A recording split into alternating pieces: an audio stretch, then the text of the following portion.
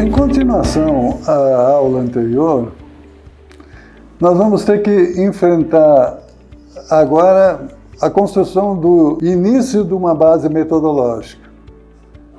E eu gostaria de alertar que quando iniciamos as pesquisas desse estudo, a questão que está sendo posta é meramente acadêmica. E um dos objetivos que a gente buscava era a comprovação que a Constituição Republicana Brasileira exigia a adoção de uma epistemologia, quer dizer, uma forma de pensar que se mantivesse de acordo com aquilo que a Constituição exigia na sua fundamentação última. Estado democrático republicano. A forma de interpretar tem que manter os intérpretes e os operadores do direito nos limites existenciais.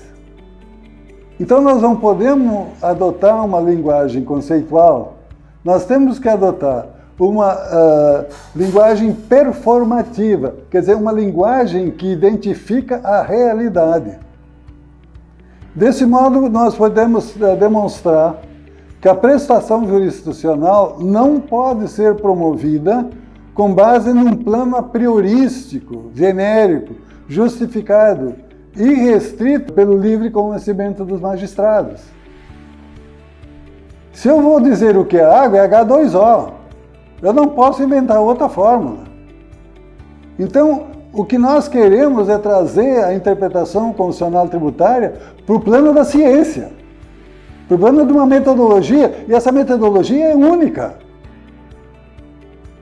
Esse quadro deixou de ser, digamos assim, um pouco acadêmico e foi reforçado por uma prescrição legal, contida no artigo 489 da Lei 13.105, de 16 de março de 2015, do CPC, que estabelece uma estrutura material e formal de fundamentação das decisões, regulamentando o disposto do artigo 93.10 da Constituição. O que se busca é que o relatório simplesmente estabelece a realidade de cada caso. O juiz tem que fundamentar e analisar as questões de fato, e não aquelas questões imaginárias. O juiz resolve as questões principais para se submeterem. Essa é uma parte importante, porque a jurisprudência está dizendo o seguinte, que entre muitos argumentos que são postos pelas partes, o juiz pode escolher 3 ou 4 e, em cima delas, afirmar o seu convencimento. Ora, mas se nós temos uma realidade formada por 10 ou 12 partes, o juiz pode escolher 3, ele vai escolher as 3 que vão fundamentar a ideia que ele teve antes de abrir os autos.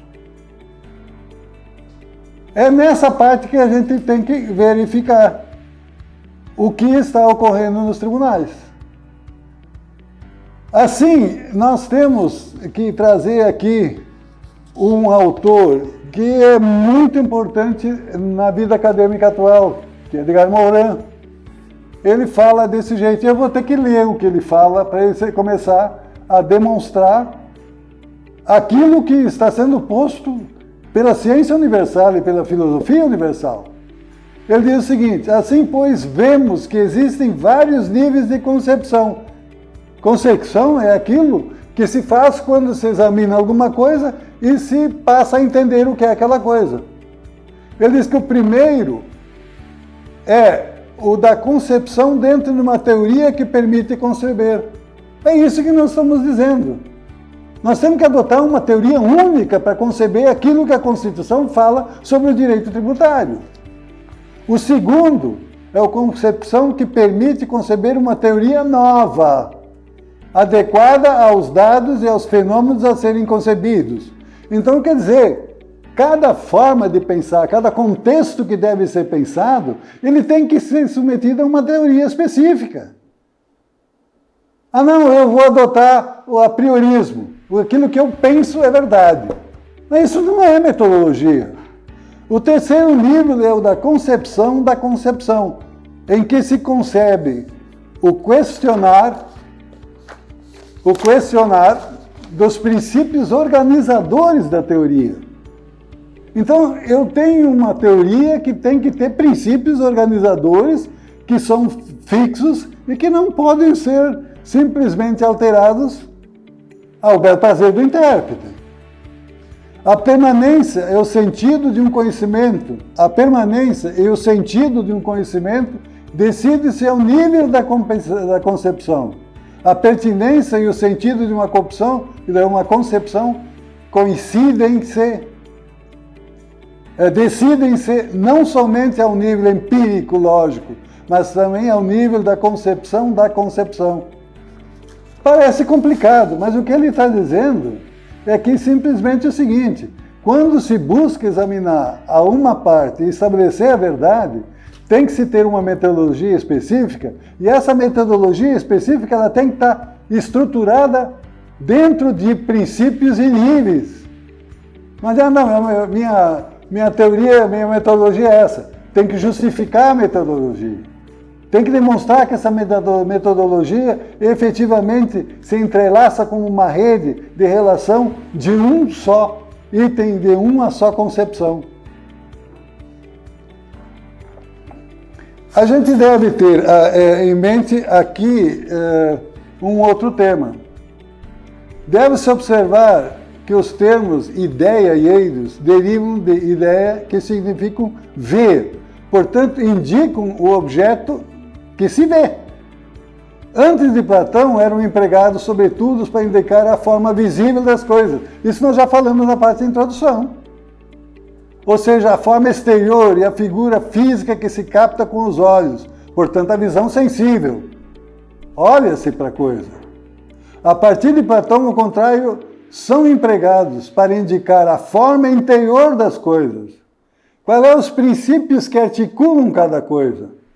Voltamos a uma bicicleta.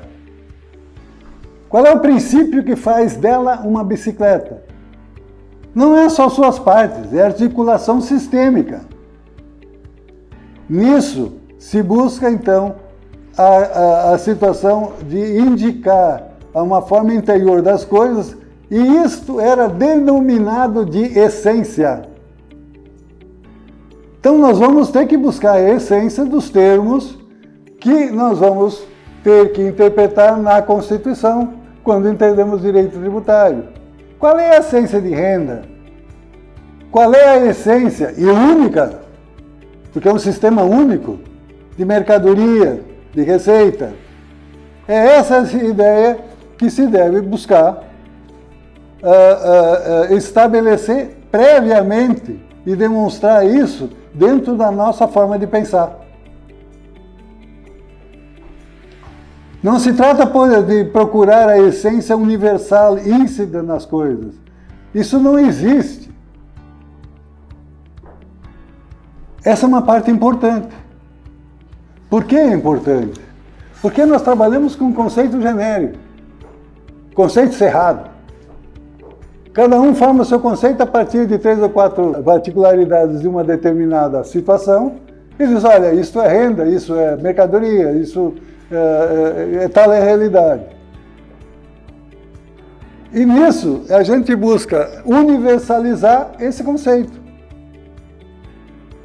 As coisas são sempre singulares. Como é que se forma um conceito? Se toma as unidades, estabelece-se, então, as essências de uma unidade e vai se estabelecendo essências de diversas unidades. Na medida em que a essência de diversas unidades se estabelece de uma forma igual, a gente tem condições de dizer, olha, essas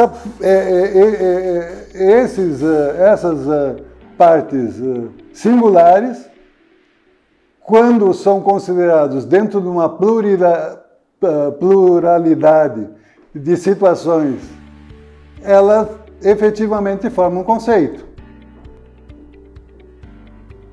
Vamos imaginar, então, novamente o conceito da bicicleta.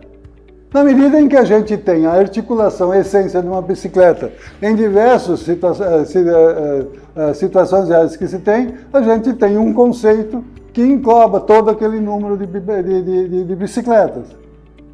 Então, a essência universal, ela não é íncita das coisas, ela se forma a partir de cada realidade. Trata-se de elaborar uma teoria sobre como formamos o nosso conhecimento subjetivo, conceitos que são universais porque aplicáveis a diversas coisas. Nós não podemos simplesmente olhar para uma determinada realidade e imaginar e dizer o que ela é. Então, o que nós estamos trazendo aqui, nesse contexto, foi dito por Giovanni Reale. É um dos mestres nas universidades da Itália, que é um dos físicos especializados em física quântica mais renomados do mundo. Então ele diz, quais são sempre as sementes, aliás, coisas são sempre e somente singulares. Onde é que o nosso direito tributário estabeleceu a singularidade de renda?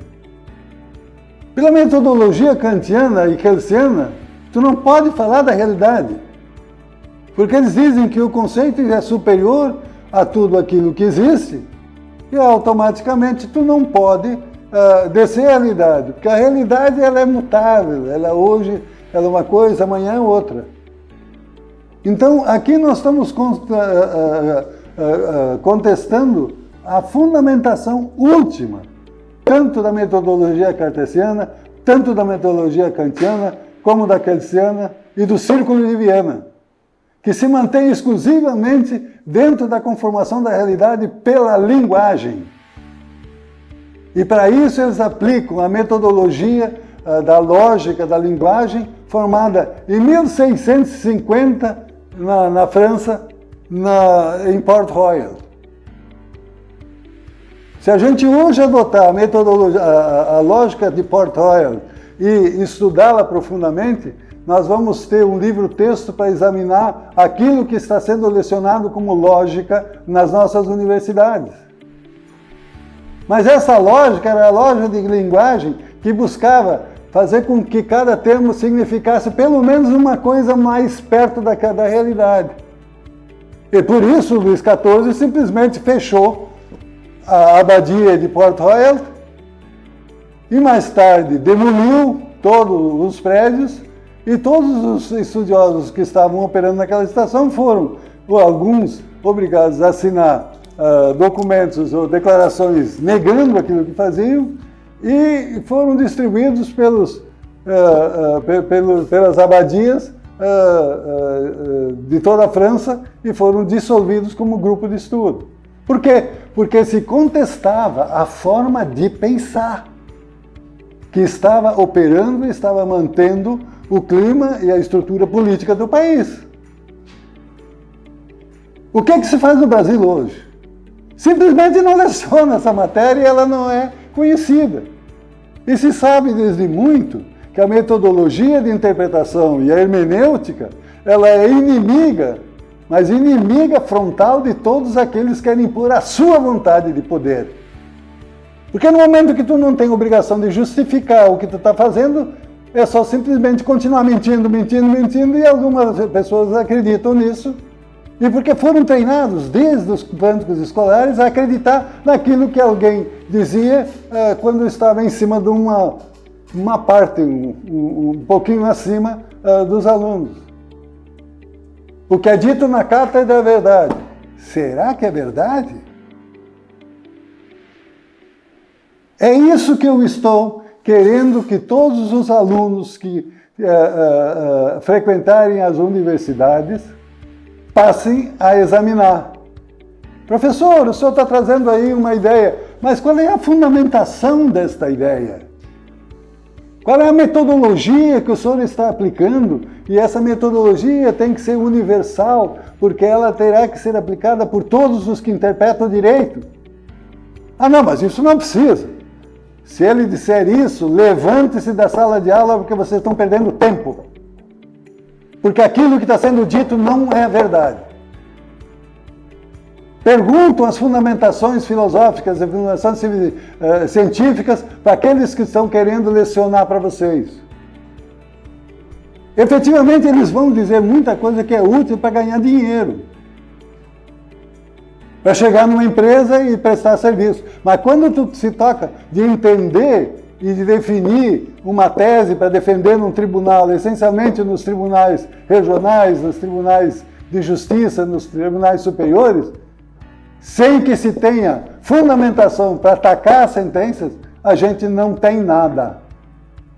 No máximo que se tem é alguma coisa que se retira de um livro, às vezes se retira do outro e apresenta para o magistrado, e o magistrado diz, não, mas efetivamente essa ideia é mais ou menos coesa com aquilo que eu penso, logo aceito a ideia.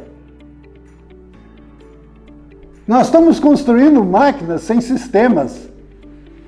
Imagino motores de automóveis que não têm um sistema de articulação que possa ser examinado por muito e consertado por todos os mecânicos. Isso está sendo posto em funcionamento nos nossos tribunais.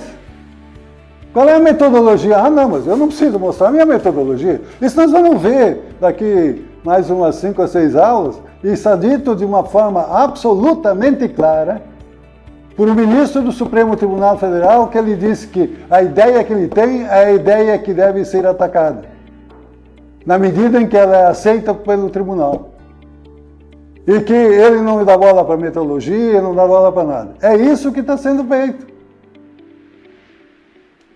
Agora eu pergunto, se eu tenho 3 metodologias que estão sendo aplicadas para estabelecer o que é renda, como é que eu posso ter segurança jurídica para dizer hoje para uma empresa o que ela deve fazer?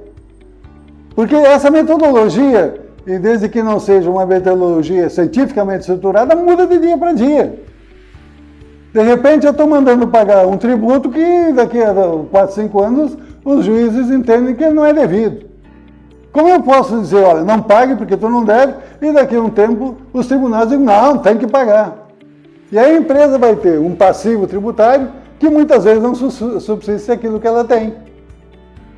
A segurança jurídica só se constrói à medida que se tem uma metodologia específica.